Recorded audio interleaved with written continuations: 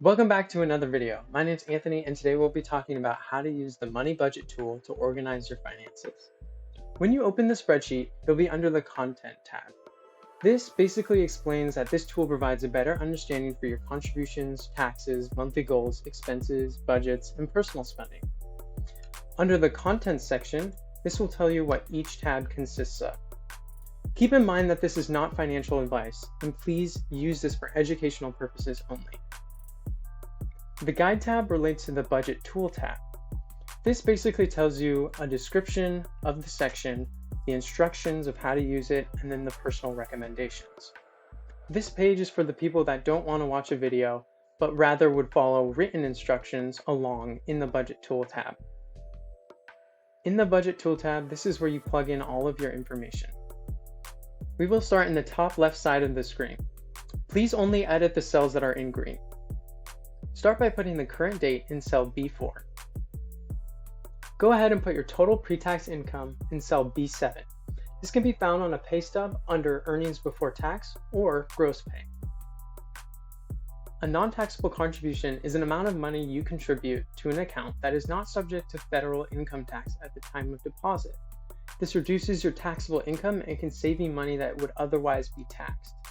These include accounts like HSAs and 401ks.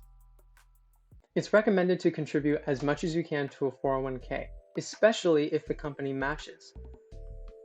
Feel free to edit these cells as you wish. Taxable income is your earnings before tax minus your contributions. Tax deductions are the sum of all taxes, federal, state, Social Security, etc., that can be found on a pay stub under Total Tax Deductions or Total Taxes. Under My Monthly Goal, this is your personal goal based on how much money you want to allocate to each category. Moving to the middle of the spreadsheet, this is your recurring monthly expenses. Under each, go ahead and plug in every expense that you have. Keep in mind that this only includes your cost of living and not personal spending. After you finish plugging in all of your expenses, go ahead and look under percent of net income. Anything that's 5% or more, take a look at it and see if you can get that cost down. Underneath that, you will see net income compared to expenses. Under expense percentage, this tells you the ratio of your expenses to your net pay. It is recommended that your expense percentage is equal to or less than 50%.